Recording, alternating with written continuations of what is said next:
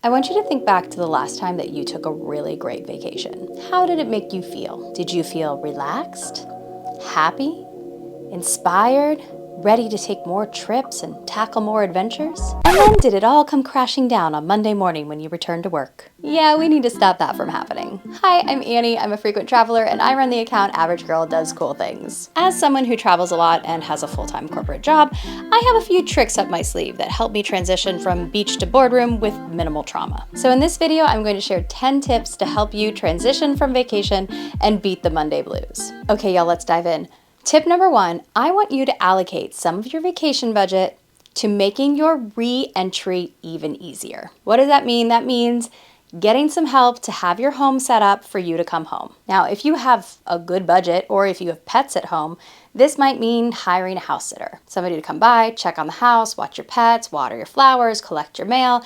Just make sure that your house is still in good condition, because I have definitely had trips where I came home and things went horribly wrong. But if you don't have the big budget for a house sitter, there's some other things you could do. You could hire a cleaner who's gonna come by, maybe have somebody let them into your house or leave them a key if there's somebody you work with often, but have them come by and clean the house so you come home to a lovely, nice, fresh house. Or you can do what I love to do and have your groceries delivered. Now, I will literally have a grocery list pulled up in my phone that I'll go through, like Amazon Fresh, Prime, whatever that is, the Whole Foods thing, and I will place my order as soon as I land. Like, the plane gets on the ground and I like hit the order button. That way I get home and the groceries are either already there or are about to arrive. That saves me a huge amount of time. Or at the bare minimum, keep some good frozen meals in your freezer. This has also been a game changer for me because oftentimes I'll get home late and I'm still hungry, but there's nothing to eat in my fridge. I really love these options from Trader Joe's. They're delicious. They have good protein carb ratios.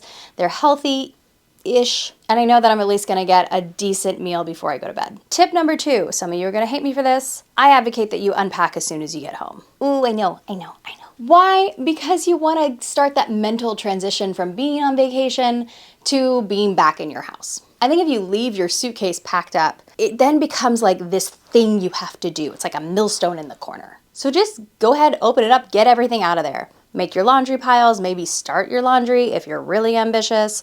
But like the last thing you wanna do is leave dirty clothes that are just gonna start smelling and like being gross in your suitcase that you're gonna have to deal with later.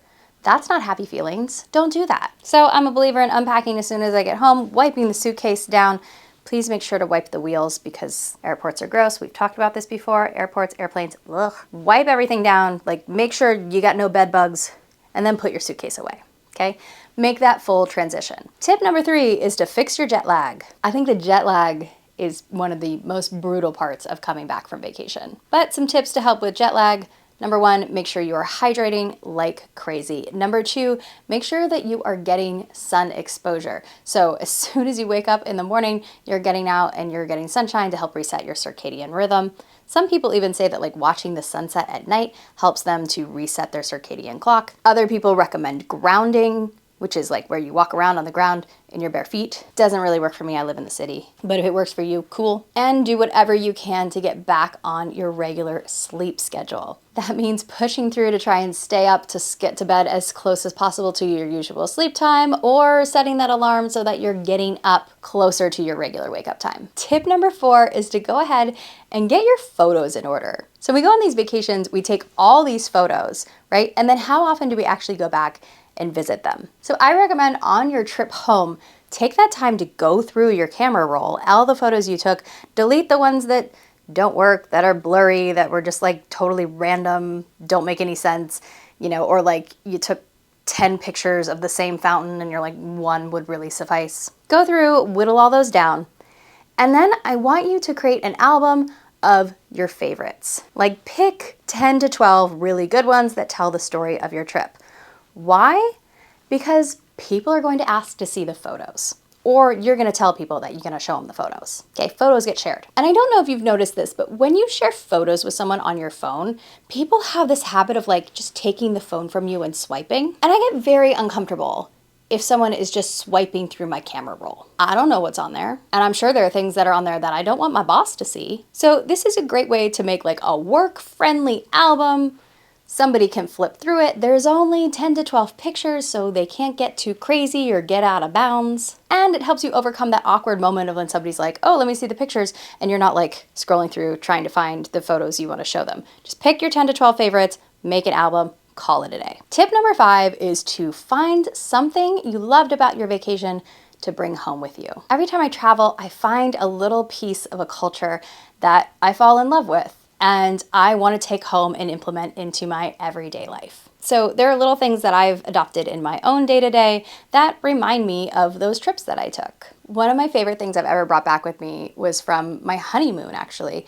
I stayed at the St. Regis in Kauai, had a beautiful junior suite, and every day the butlers would bring you coffee. So you'd actually have to ring them for coffee. They'd show up with a tray that had beautiful china cups, a French press of coffee, and a couple of biscotti. And so that's how we'd start our morning, every morning with this delicious French press. And I just thought to myself, gosh, I wish I could do this every single day, like have a French press of coffee with china cups. And I came home and I was like, well, I own a French press.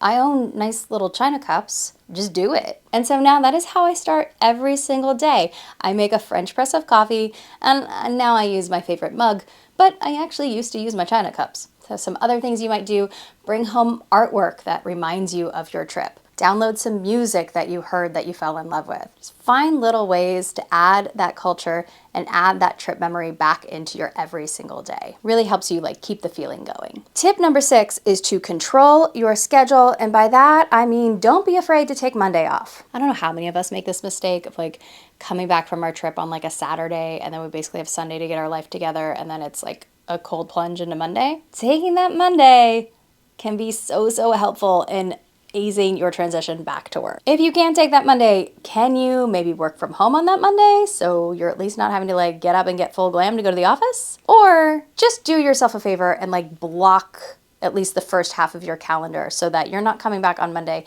and having like a ton of meetings that you gotta go to. Just be sure to like give yourself a little re-entry time and control your calendar. Tip number 7 is a little hair of the dog. Just book another trip. There's no better way to like capture that trip feeling than to book another trip and get excited again. This is obviously just like a really simple way to get excited about travel. It's just have something else on deck. Even if it's just like a weekend trip to somewhere close. Just keep feeding that travel bug. Tip number 8 is to let that vacation inspire you to re-engage or make a change. I think when we have a chance to step back from work, we really have a chance to evaluate how we're living our day-to-day lives. Now, for some people like me, I'm super reinvigorated. I'm super grateful for my job. I'm super grateful for where I live.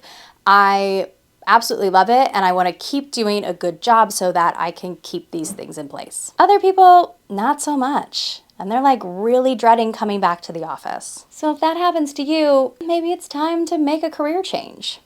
I think when we take these breaks, it gives us this fuel and this energy, this passion, and it's a great time to go ahead and harness that passion and that energy to change our life and create a life that we want to live. Your boss is going to be regretting giving you that vacation. It's your life. Tip number 9 is to write it all down. Now, I'm a huge proponent of keeping a travel journal. I really love to keep my travel journal and then keep extra spaces or blank pages in there so that when I come back, I can paste in all of my tickets and some photos and things. But keeping a travel journal is a great way to not only just remember what you saw, but to remember how it made you feel. It allows you to continually harness that feeling, and you can go back and revisit it anytime you need to feel inspired again. So I'm a huge fan.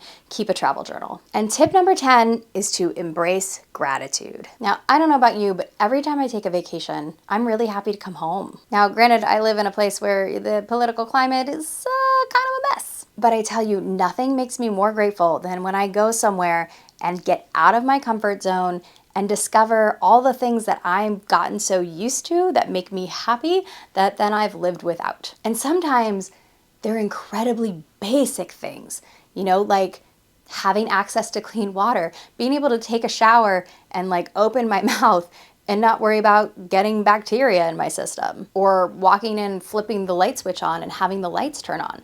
That's a freaking miracle. I think one of the beautiful things about travel is that it makes us really grateful grateful for the things we have, grateful for the experiences we get to have, grateful for the life that's set us up to do these things. And if we can just embrace and harness that gratitude, I think it starts to compound on itself. And that really just carries the magic of vacation forward. If you enjoyed this video, I think you might like this one next. I hope that was helpful. I'd love to hear what you think down in the comments below. And until next time, go create a life you love. Bye.